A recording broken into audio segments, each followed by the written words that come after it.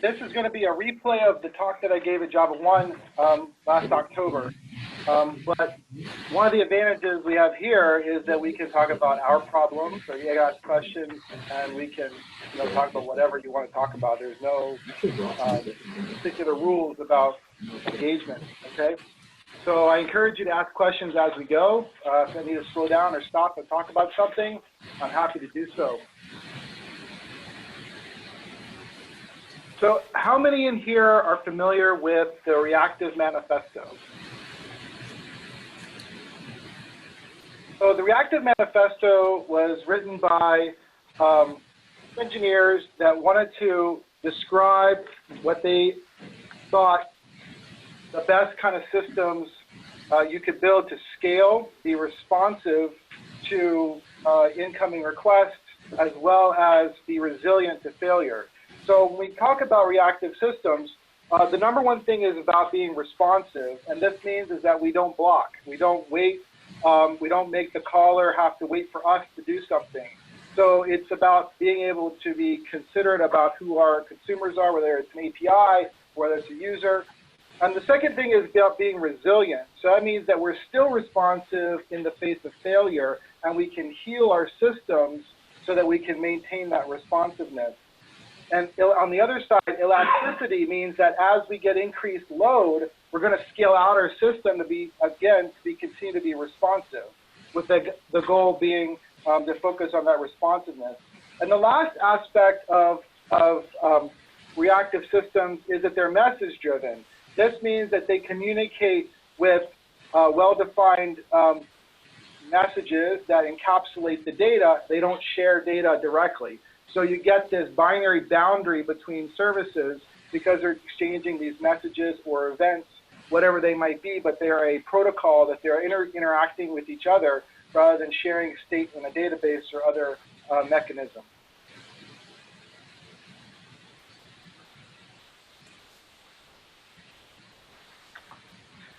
So in this talk, we're going to be looking at some specific examples about how we might build a microservice architecture with JRuby and Docker to achieve those goals, those 4 goals we talked about in the beginning.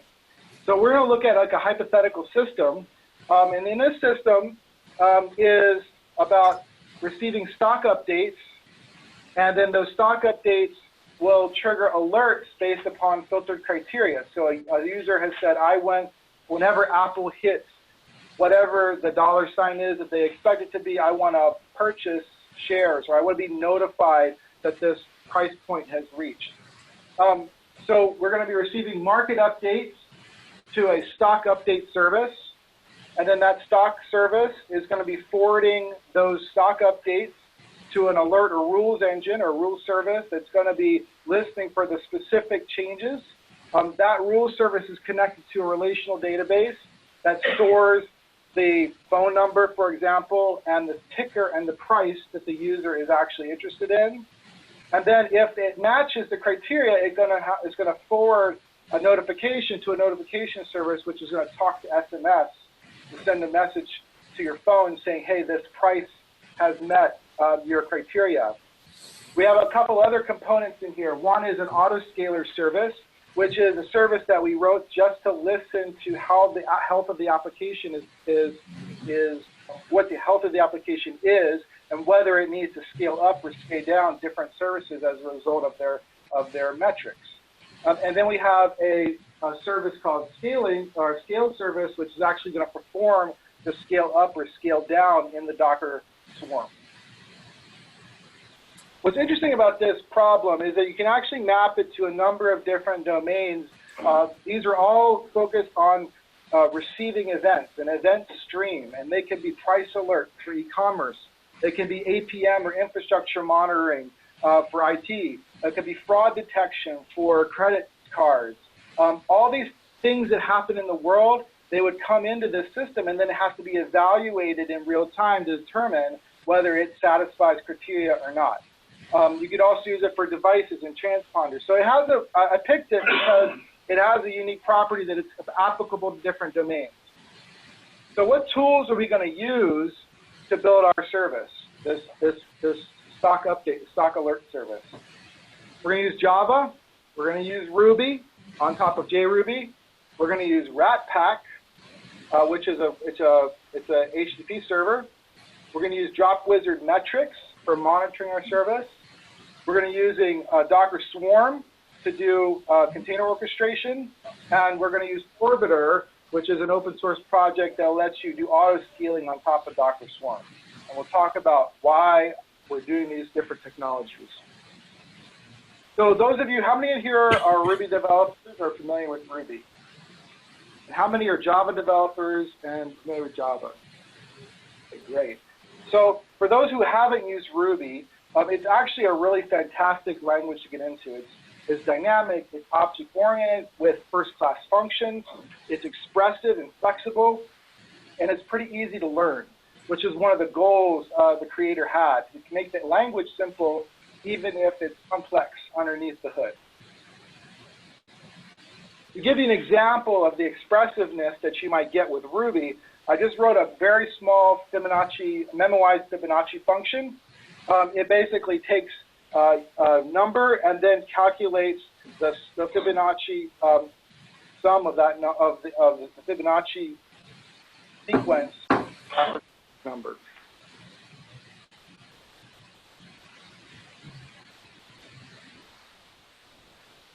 So why would we use JRuby? Well, JRuby is a fully compatible implementation of Ruby that runs on top of the JVM. The JVM has some great benefits. It's high performance. It has true multi-threading. You can use Java libraries and interop with other components that are available. It also, you can use standard monitoring tools in the JVM, like measuring the heaps, the threads, these types of things that you would get out of the box or any type of tool that's monitoring Java. And JRuby actually offers a very nice compatibility layer between Java and Ruby. So all you need to do if you want to use a Java class in Ruby is that you just have to use this method called Java import. So we look at a concurrent hash map, which doesn't exist in Ruby, but exists in Java. So if I want to use it in Ruby, all I do is Java import on the concurrent hash map, and now I can act on this object as if it was a Ruby class. So in this example, you can see that I have a map that I'm creating from a new concurrent hash map, and I can access it just like the map interface I get with a hash in Ruby. So I can have attributes equal to, like in the map, quote A is equal to 1, 2, 3. That's a hash operation in Ruby. But I can also access the Java methods that are available, and it snake cases them automatically, so it looks like idiomatic Ruby. So I can do map.putIfAbsent, and then that is a function that only exists on the concurrent hash map. It doesn't exist in the hash class in Ruby. And then I can write it to the output just like I do any other Ruby object, and it knows how to do that. So you'll see in this project that we're working on, we've got a lot of that interoperability built in. The next tool we're using is Ratpack, and Ratpack is a pretty cool project. It's an HTTP server. It's not a servlet container, so it doesn't match a servlet spec, but it's built on top of asynchronous HTTP using Netty. Now, who's familiar with Netty? So Netty is a project that tries that provides asynchronous I/O to Java.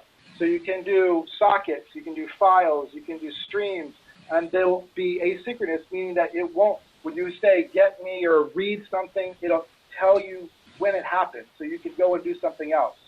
So it provides that kind of callback functionality and promise functionality we'll see as we build in. But Netty also is a super good project for doing asynchronous I/O, which is the reason that Node.js gets all these accolades is because of this asynchronous I/O model, because it doesn't make the CPUs wait, the application wait, holding a thread while an I/O operation happens. Ratpack also supports reactive streams. So who's familiar with reactive programming and reactive streams? RxJava. Okay, so reactive streams is the next evolution of RxJava. It is a common API for reactive frameworks across the Java landscape. It's governed by a JSR. I don't have the number on top of my head. But reactive stream support is the API for that. It's under the new, we'll talk about it a little bit, but there's a new package in JDK 9 called Flow, which does the reactive stream support. So is reactive basically mean event-driven? So reactive, we'll talk about that in a second, but reactive streams are about a pull-based system of iteration rather than a push-based system. So an iterator is going to say, for I is equal to O is 0, I plus, and I is less than X, whatever, and then I plus plus, and you're going to basically iterate. Or for I in this list, I'm going to iterate. So this one's different. This is basically, I said, I have this list, give me the next item from the list. I'm going to process it, and when I'm done, give me the next item in the list. So it inverses all of those operations, but it's great in the reactive sense because you don't have blocking as you go, but it only goes as fast as the consumers can process whatever it is that you're iterating over. And it works great over I/O bound connections because you can do another API call when you're ready, or you can process another query result from the next page of your SQL statement.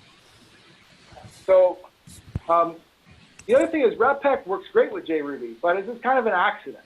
So Webpack has a very good interface for Groovy, and by the fact that they wrote good Groovy support, meaning that they can handle closures really well and passing lambdas to functions to initialization, means that it naturally fits in JRuby as well because you do that with blocks a lot in Ruby. So it's very interesting how it actually helps work that way. It also supports plugin modules like Juice for dependency injection, or Drop Wizard metrics, which we'll see that we actually use for binding different modules to the Webpack lifecycle. So the Webpack server, starting a server is very simple. You just have a Webpack server you call start, pass in a server that has a list of handlers on it, and each handler in that chain of handlers does a specific action. If I call chain.get, then that's just the root element of an HTTP request. I do chain parentheses stocks, then I'm doing stock. I can do stocks / whatever. I can do all my interpolation of strings, so I can capture in path parameters for IDs and whatnot from the same method. But for getting up and running, it's very straightforward. This server, if I hit it on port 80, it's going to return me hello world. So I spoke a little bit about reactive streams. So reactive streams are about a push-pull-based stream processing framework. It's non-blocking, meaning that it has the ability to queue things up for the consumer to process, and it has back pressure built in. It's asynchronous by nature, so you can do promise chains and then returning promises, much like we do in Node.js. It has the very same feel. So give you an example of what reactive streams look like in Webpack. They have a promise primitive, and so in this case, this is setting up a promise is a single value of a reactive stream. Another one would be a stream or a producer of flow is another way of looking at it. In RxJava, it doesn't distinguish. There's basically just an observable interface, but they basically are the same thing. So you think of a promise and an observable of a single item as a promise. So we're taking a promise, this is exactly from our source code for this project. We take the promise with the value of the metrics registry that has all of our metrics for the application. We're going to perform some transformations on it. So we're going to use the JSON mapper to convert this metrics registry into a JSON object, but it doesn't actually give you a JSON object, it gives you a string buffer, and then a native string buffer, byte buffer rather, and then we're going to convert that byte buffer to a string. We're going to parse it into a JSON or a map, and then we're going to flat map. Now, flat map's a really interesting operation. You'll see it in RxJava, you'll see it in reactive streams. Flat map is basically saying that this operation is going to return a promise. So whatever you do inside of this is going to return a promise. It's not going to actually return the result. And so you can flat map over collections, and it will give you a collection of promises back. And then So because a flat map returns a promise, we have a then operation, which basically says, once you've done everything that you fulfilled the promise and you've done everything, which is send event, once the event has been sent, then I'm going to take that response and I'm going to log it. That's basically what it says. So in this chain, when is that .then clause being executed once for every event? In this case, it's only one time because one time for the whole thing. For the whole thing, right? Yeah. So because it's a promise of a that single flat value. map. That's right. Clear? No. Apache Spark is like a big data streaming framework. There are some similarities with those kind of streams, but those streams are different than these kind of streams.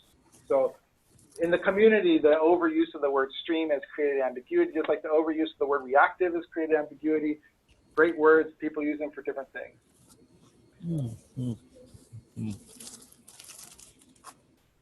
So Docker Swarm, so this is the cluster management that comes with the Docker engine. So rather than using Kubernetes, this project was focused on how far can we get with Docker Swarm, which comes out of the box with Docker. You basically just turn the swarm mode on, and you can join multiple Docker hosts into the same swarm, and then you can schedule containers on that host. What you'll notice in this presentation is that I can't use anything AWS. So all this is outside of AWS, but you can find analogs to Amazon ECS here. So Docker Swarm mode is an analog to Amazon ECS. And you would again have a number of EC2 hosts in your target group for your ECS cluster, and then you would deploy tasks onto that ECS cluster, okay? And Docker Swarm works very similarly. But one of the things some of the things that it gives you is the ability to schedule tasks, to do service discovery. So I can then, every service that I deploy has a name. I can talk to it with DNS. I don't have to actually have an IP address. I can just say, if I have a service called foo, I can just talk to foo/stock/whatever I want to talk to, as long as it's got that endpoint available, that's exposed.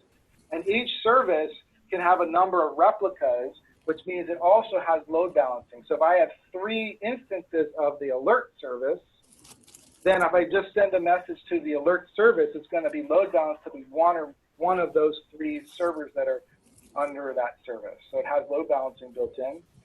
And also it keeps track of state. So if you have a container that fails, it'll automatically recover it and restore it to match what's your expectations for the number of available task instances.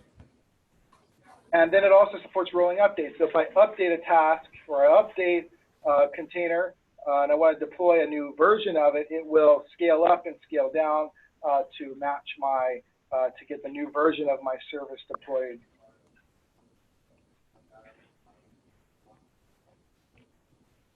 So Orbiter is, like I said in the beginning, it's an open source project that focuses on just interacting with the Docker Swarm, I guess you call it manager, which is the master instance inside of a swarm.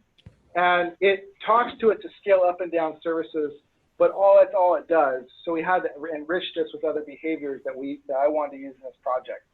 But so it basically has a very simple API, scale up or scale down, and with some cooldown set. So it's very simple, not too sophisticated, but it's there, and I use it as one of the foundation blocks to build a more sophisticated autoscaler service on top.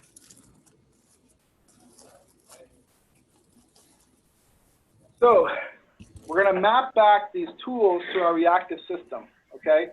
So we have JRuby and Java, which is the foundation of our system that the runtime that we're going to use. We're going to use Ratpack to be responsive because it's asynchronous. We can have as many, it doesn't have a thread per request.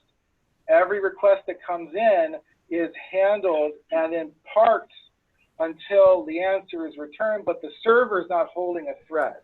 So Netty lets you do this. So you can receive a request and say, pause, I'm going to go do something else, and when I get the answer back, I'm going to reconnect it to that response and send it back. So it's all asynchronous. So it's completely responsive. So for the resilient side, we're using swarms. So it means that if we have containers that go down or come up, or we need to reschedule services to different nodes, if we lose an entire host, we can reschedule it. It'll do that automatically. So that gives us our resilience.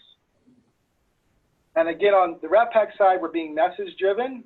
So we're going to be talking services with messages. In these cases, we'll cover that in a little second, but we're going to be using HTTP, which is not typically seen in messages, but we'll see how that works. We're going to use the Elastic side. We're using Drop Wizard metrics to monitor our services to see how much load they're getting and whether we need to scale them up or down.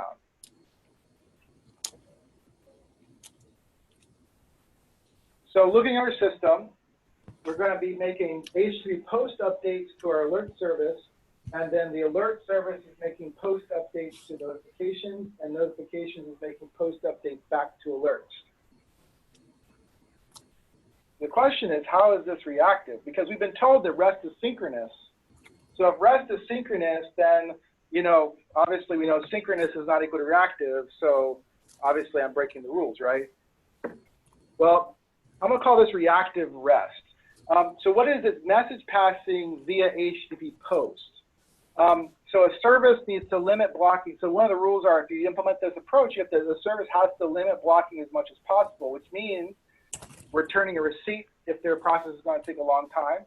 To take, I just got your request, call me back and ask me later, or go to this URL later on and check it out. Or communicate back pressure and communicate back pressure via status code. So if I'm getting hit too much and I can't handle the load, start sending back 429s as my responses. And then the client side has to respond to that and be sympathetic. So that also the client decides how to handle messages if the service is unavailable. So if I'm making a call to the stock service and it doesn't respond for whatever reason, I'm the one that the person who's sending the data determines whether this was an important update, that service need to have this update or not. For a stock service, maybe not. Maybe I can drop it and send the next stock update. But if it's super important, I might need to buffer it or write it until the connection becomes available and then forward it later. Now, some people say this is wrong. You know, you should just use queues, and in most cases, I would say yes. You know, but HTTP is really nice and a lot better than queues. Maybe SQS kind of meets up there because of the be able to identify and have an endpoint that's consistent, and I don't care where it is. I just it has a name, and I can send it there, and I don't care. I don't know how many servers are behind it.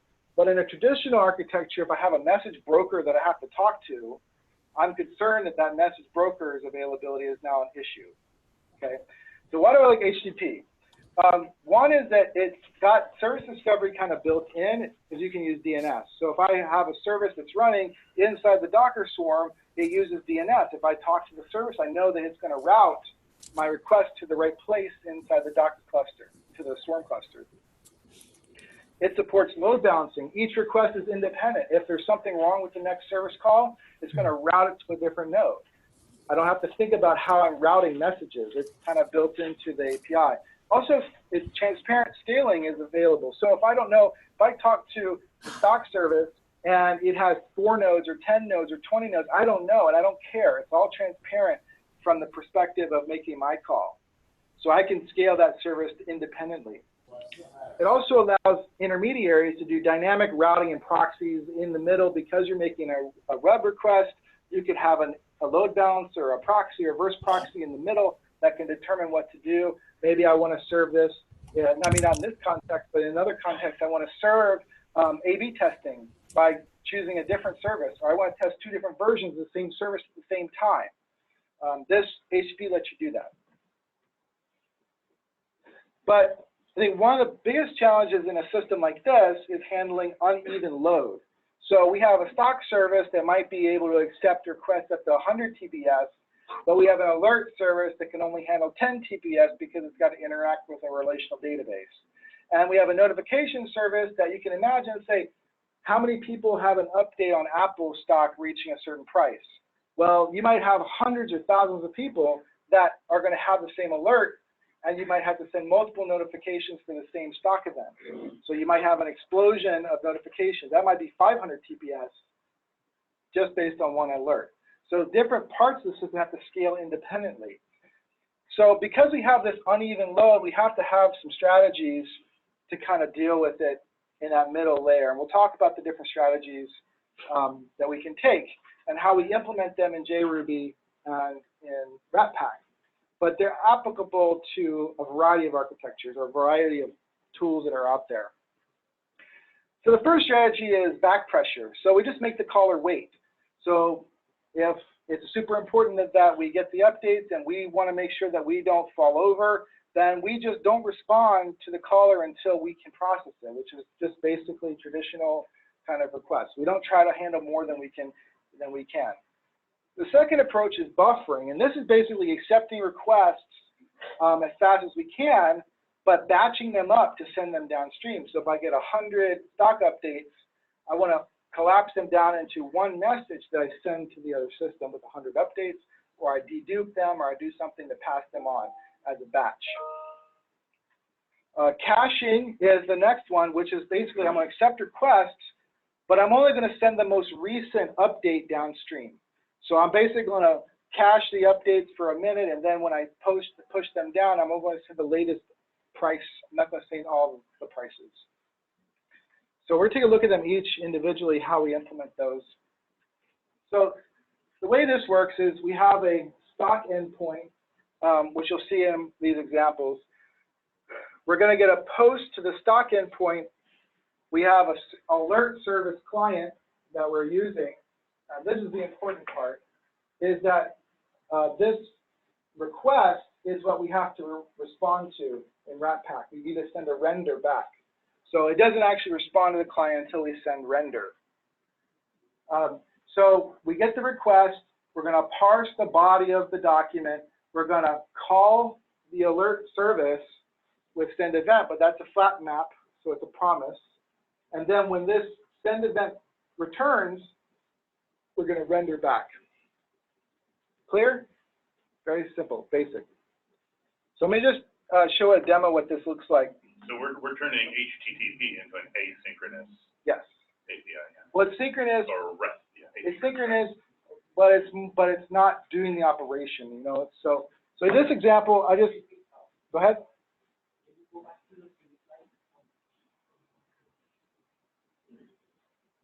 I have to find which way my mouse goes.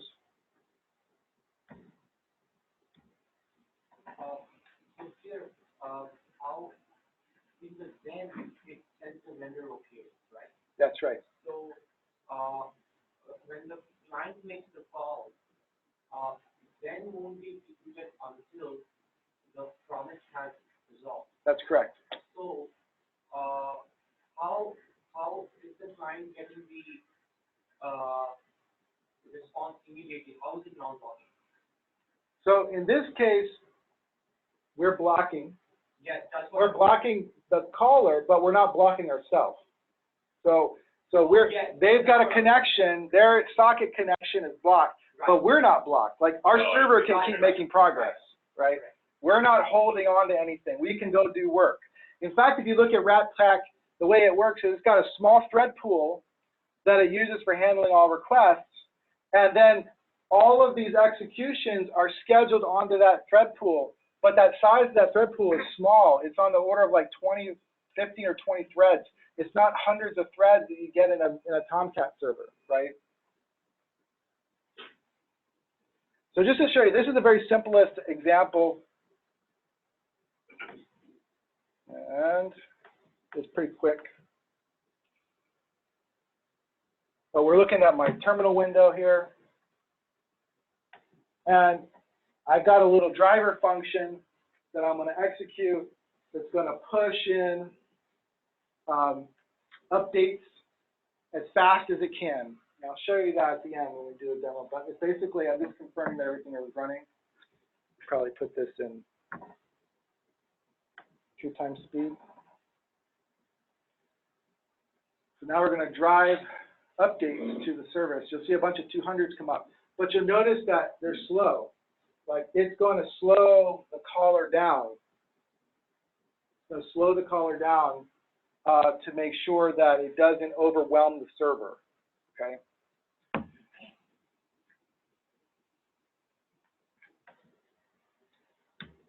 So the next approach is buffering, which is a little bit more complicated. But I'm going to show you how it how it's faster. So we have this class called event buffer. I'll show it to you in the next slide. But the request is a little different. We're going to take the request, we're going to parse the body, we're going to flat map over to a buffer add function. So we're going to add it to the buffer, but that's a operation that we want to return a promise for. And then once we're getting an answer back saying, was it buffered or not? And if it's buffered, then we're going to render okay. But if the buffering failed because it ran out of space in the buffer, we're going to render a 429, okay? So in this case, I can say, hey, I put in my log here so you can see it for demonstration purposes. So we're going to send a 429 to the caller, say, slow down. You've consumed all my buffer space. And here's how the buffer is implemented. It's very simple data structure. It's just like a link blocking queue or something like that. And it has this offer function. I'm going to offer an event to the queue. If it's got space in it, then it's going to add it. If it doesn't, it's going to return false. I couldn't add it. Okay. So that's really what this promise async does. Is it's going to do this in a asynchronous fashion, so it's not blocking. And then down here, this is part of a runnable implementation. So we have a background job that's running that's sending all of the buffered events down to the alarm service client. Right? So we have, this is Ratpack's way of starting a new execution to join it to that thread pool. We're going to get all the events that we need to send. We're going to reduce the events. Say we've got prices, right? So maybe we need to give a max and a min price, and we want to put that into the message rather than trying to keep the latest. We have options. Then we have flat map to send the events to the alarm service or the alert service, and then we have this defer. This is an interesting thing. So this defer is a way for it to tell the stream to slow down. So we have a bunch of events here, but none of this chain gets executed until something subscribes to it. So if you did all this and you never typed .then and added something to do, it would never run. It's like in RxJava, if you don't call observe on an observable, it never executes. It's just declarative. This just says what I want to do. This defer says, I'm not going to send you any more events or offer them to you until I pass that point. So this lets us to put in the back off duration. So if the client, if the client here is sending 429s, we're going to back off. So it's sympathetic, goes both ways. So if it sends us back off, we're going to defer this next thing until it has exceeded this back off duration. So we won't go through and process it again and again. And then we're going to handle the response. So how does a buffer work?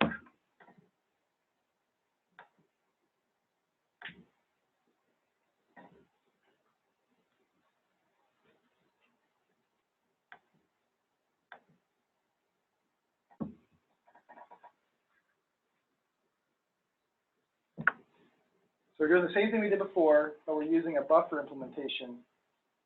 I want to show you the sender side, and then we're going to show you the consumer side. You'll notice that the sender sends it much faster. In fact, it's so fast I couldn't even keep up with it on the scroll bar here. But it keeps running. And then we've got, these are the responses from the alert service. So it's batching it up. If you look at the timestamps, you'll see that the alert service is batching up the updates to the rules, to the notification service or processing of it. And then if we go to here, you'll start seeing that, okay, we've consumed too much of the buffer, and we have back pressure being sent back to the client. And we have, in our driver script, we have some exponential back off built in, so it will back off. And so you want to get into this equilibrium where you only go as fast as you can. Make sense? So the next approach for caching has the same interface as our buffer. We're going to add, but you'll see we have, this is exactly the same as the buffer, so it's exactly the same, but the implementation of this guy is different, and we'll take a look at that.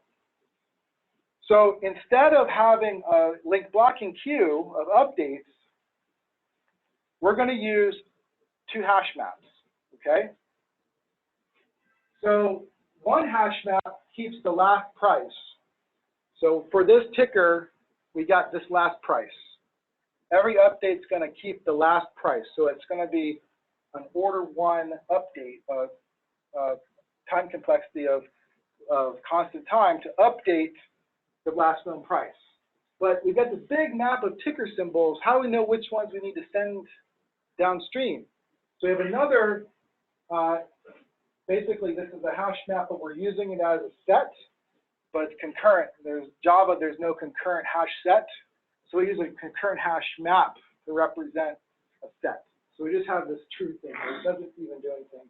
We basically want to keep track of which tickers were updated in the before the last time that we actually sent them downstream. So we have the same thing we saw here, but we're going to pull the keys, these event tickers, we're going to pull them off of the update list. We're going to send them downstream, and we're going to have this backoff duration like we saw in the last example. The biggest thing here is that you'll see performance upticks because there's no size limit onto the number of update messages we can receive. So now we're completely responsive. Every single update we can process without worrying about what the alert service is going to do.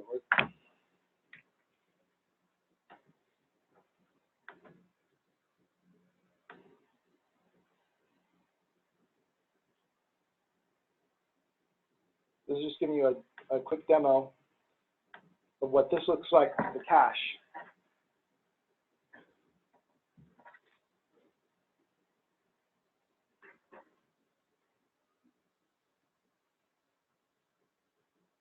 So we're going to drive it in.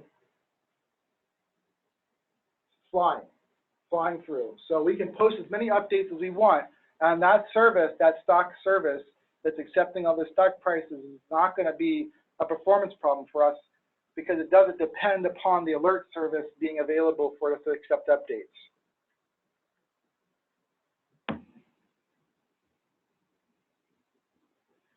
So some of you might be saying that this is just a little computer science, and obviously this is what you can do, but it's important to understand that we're going to deal with these different scales of messaging coming in from the front end or the back end, and how you might deal with them, and how these services are going to interact. Whether it's a messaging system or whether it's a HTTP system, you have to think about how these different failure modes are going to, how the service is going to respond to that load. So how do we do exponential backoff? Who thinks exponential backoff algorithm is hard to implement? It's actually not that hard, right? So basically, this is what the back pressure does. It says, if I'm going to back off, then I'm going to set my duration equal to my backoff duration times 2 with a maximum of 30 seconds. So I'm not going to back off more than 30 seconds. So if it says back off 5 times, then I'm going to multiply, if the back off is 1, then I'm going to go 2, 4, 8, 64. So, and then if I get a successful response, I'm going to reduce it by half. So I'm just going to do the inverse until I get to a back off duration of 0. So I don't go back off at all. So it's just a way of showing how you can do back off pretty easily, very simple algorithm. Everybody can write this code. Just being able to know there's something that tells you to back off, you can implement this. So how does this work inside of a cluster? So we get ingress traffic. So Docker Swarm knows how to route this ingress traffic. If I'm calling the stock service, it knows how to route this ingress traffic no matter which machine it goes to. It knows how to route this to the stock service. And then the stock service knows how to call the alert service. The alert service knows how to call the notification service. They're all in the same cluster. In the case of failure, the alert service dies, then the system will provision a new alert service into an available resource in the cluster. And then the next, I'll lose my animation. Then the next call from the stock service is going to go to the new alert service. So it didn't even realize that it wasn't available. And if you have enough instances, this can happen all the time, and you would never know that your system is actually having failures. It kind of resolves itself, which is what we want. So, but maybe we want to deal with scaling. So first thing to do is monitor our services to see how they're doing. So we have two types of monitoring implemented in these services. And you should think about this as well for all your services too. Two types, push and pull. So push-based monitoring is that I have a service that's running, and it's going to start telling you what its status is, right? It's going to go to an endpoint and report, say, hey, I'm up. I got this many messages over the last minute. This is my statistics. Good examples of this will be Drop Wizard's metrics reporter. It's going to report to Graphite, for example.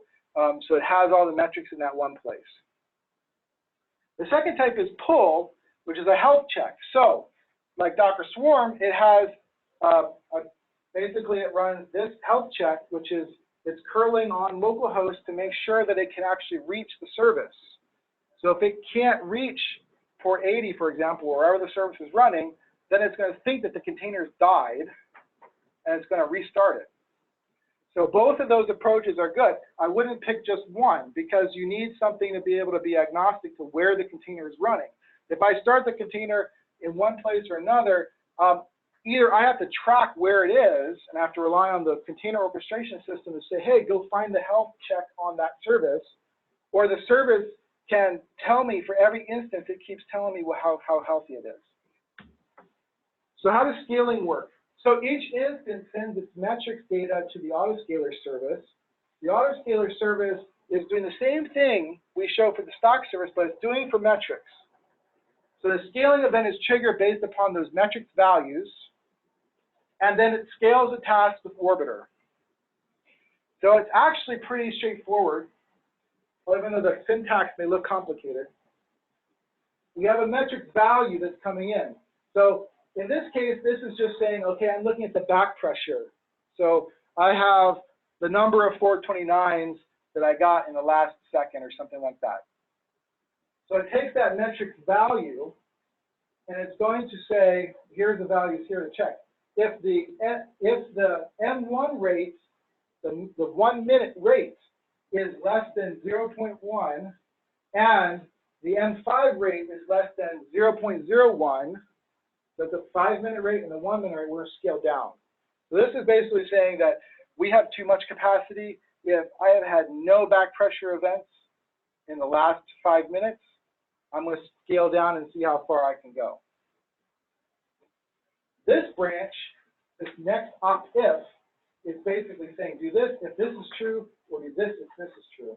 If the M1 rate is greater than 1, which means I had 100% back pressure alerts for a minute, then I'm going to scale up. Okay? This is mostly for demonstration purposes because I want to make it fail. But you would have to look at this M1 rate. And you notice that in this case, we're looking at the M5 rate, in this case, the M1 rate. So we're looking for those spikes. If I wait for the M5 to have any kind of values here, then that means I've been experiencing problems for 5 minutes. Okay? So I look at the 1 minute average. And so inside the Docker Compose file, we have some labels here that Orbiter uses to determine the strategy for scaling up and scaling down. So by default, it scales down with 1, so we didn't add it, but it scales up. I put 2, which means if we're going to scale, let's scale bigger. Let's don't scale 1 at a time, scale by 2 instances. And then as cooldown says, well, I might be a little bit conservative that if I just scaled up, 1 second later, I don't want to scale up again by accident. So I'm going to wait 5 minutes before I scale again, because it takes some time for the system to react. Okay, I scale up, I got to start handling traffic. It takes some time. So how does the scale up look like?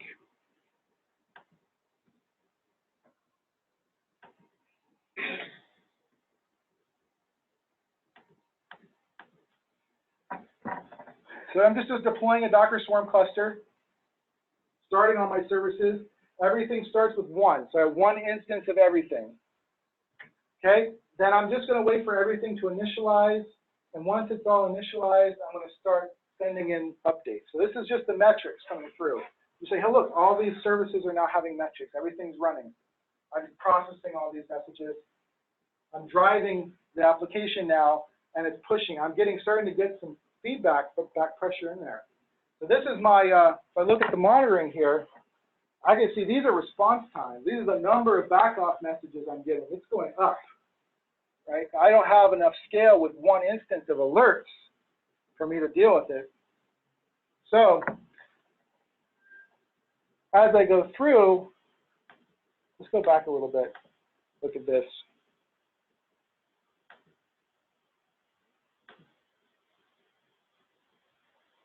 So here, you can see the backoffs, but you can also see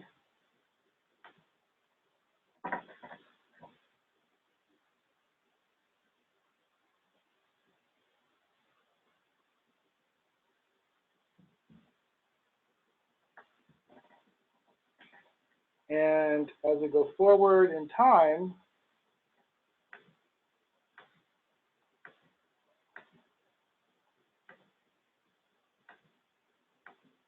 sorry, I'm jumping around a little bit there.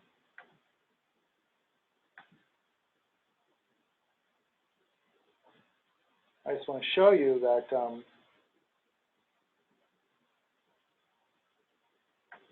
we've got a scale up alert here. So this is saying that basically we need to scale up so we actually hit that trigger, and now we're going to add more instances. So if I look at what has actually been recommended, it's going to say 3. They need to have 3 running. But it's not that easy because it has to get warmed up and start processing traffic, so it'll take some time before we start seeing these trends go down. But that's exactly what we'll start seeing.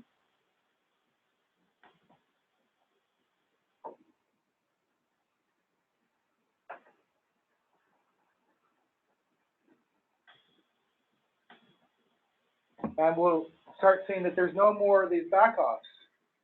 Right? We just scaled the cluster, and now it can handle the load, and it's at an equilibrium. Okay? We may have scaled up too much, but we're going to see how that works out. So what it looks like is we have this huge spike in traffic. We scaled up, and then we're going to have enough be able to handle traffic. These number of errors are going to go down. The trends are going to go down for the 5-minute trend and the 1-minute trend. And then, as a result, we're going to scale down. And it takes some time to get to that point where it feels comfortable scaling down.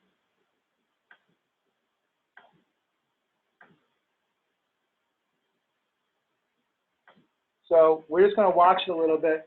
It's going to go through here and keep monitoring it, and eventually it'll hit the point where it goes down.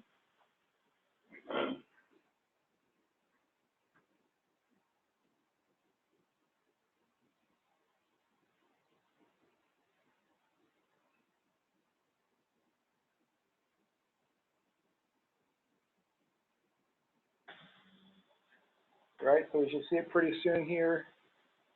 We passed it. Here, scaling down.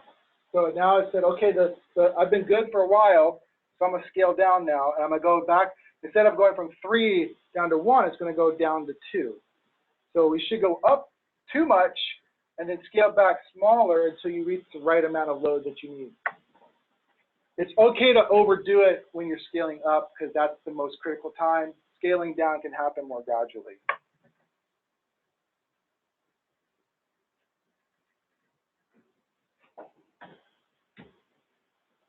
All right, who wants to see a demo?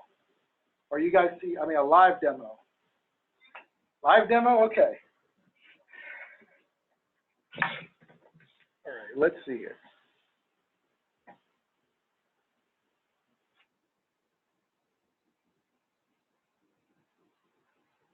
One of these will actually be a real, hey.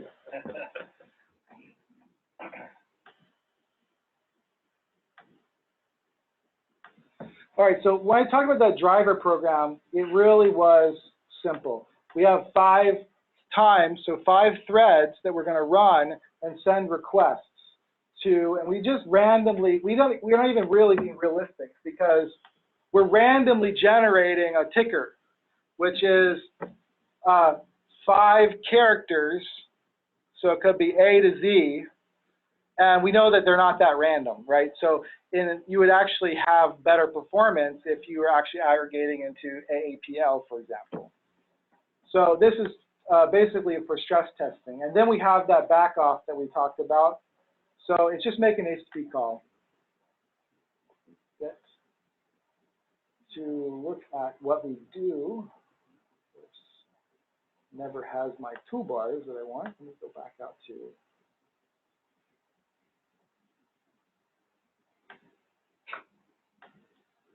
So we have in our terminal, I warmed this up a little bit to see so I can show you.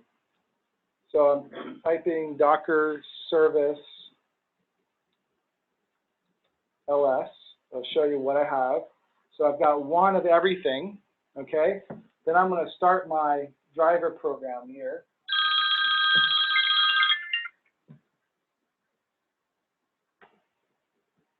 And it's pushing in all this load. And I can check it out again. Everything's doing okay, but it won't be for a while. I can look at my metrics here. So I've got Graphite running. Doesn't like full screen. There you go.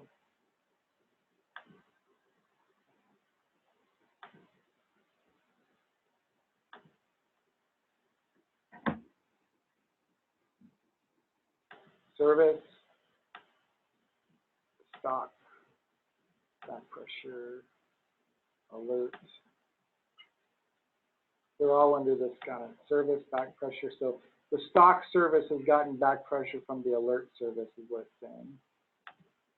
And the M1 and the M5, I can see this in a last couple minutes.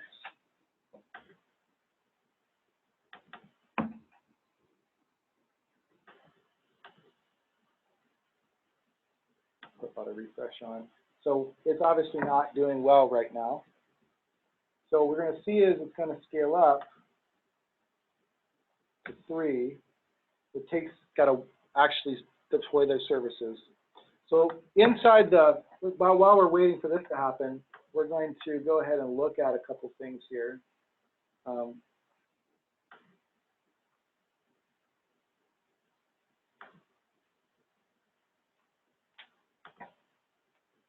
So in the, remember I said that we had this alert, the stock service here.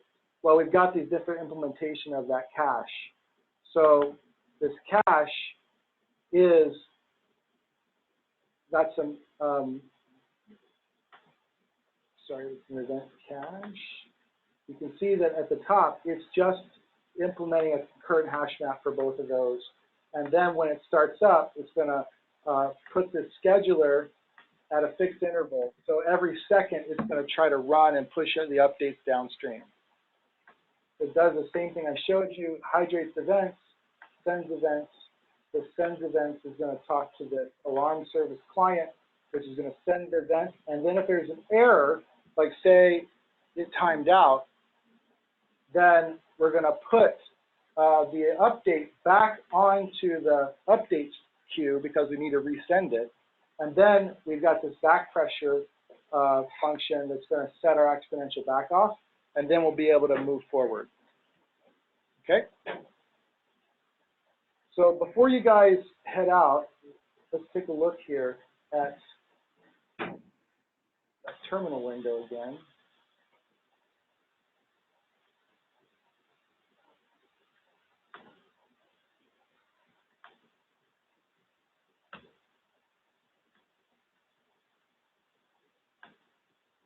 So it's still booting up.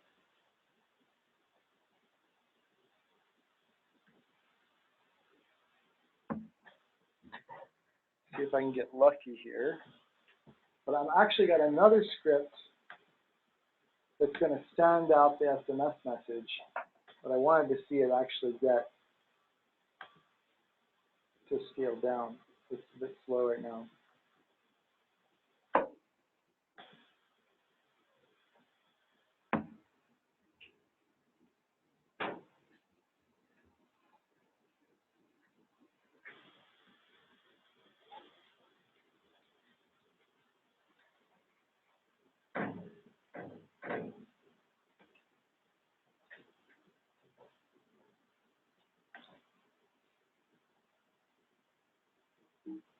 What I want to see is that both of these new instances are running.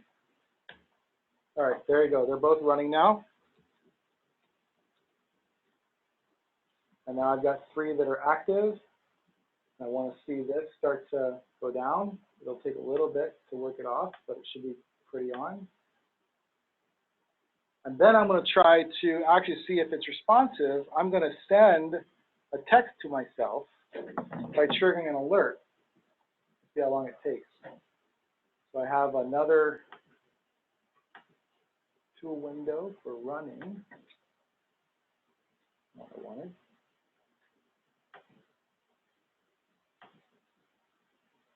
I have another little script here for sending a message to myself. All it's doing inside this guy is,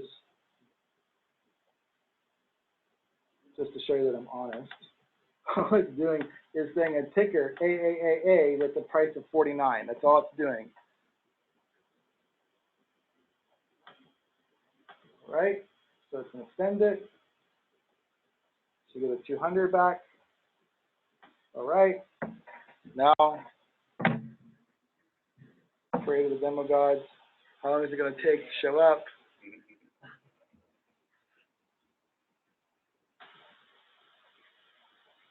There will be some latency, it looks like, so.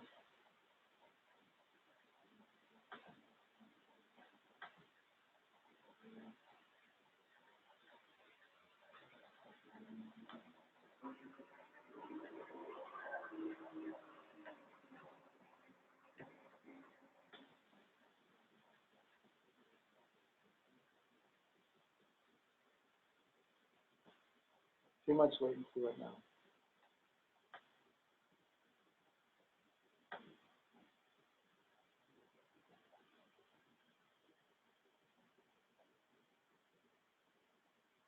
Now it's trying to go up to 5. Going to turn off the driver.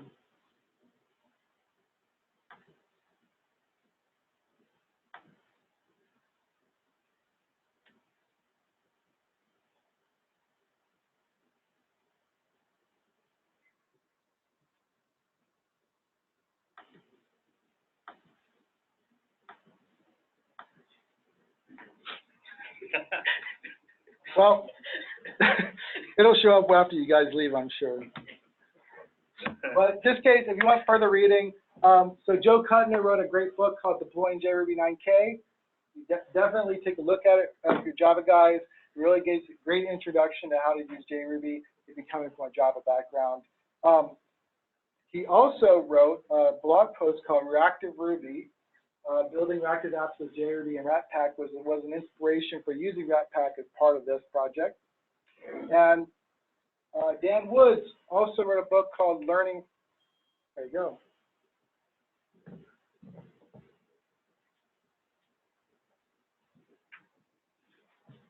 You have triggered an alert for AAA. Right.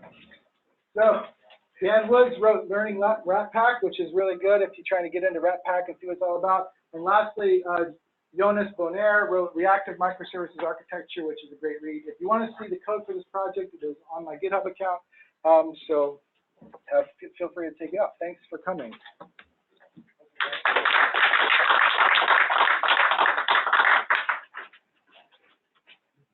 And thanks for those on the phone. Thanks, John.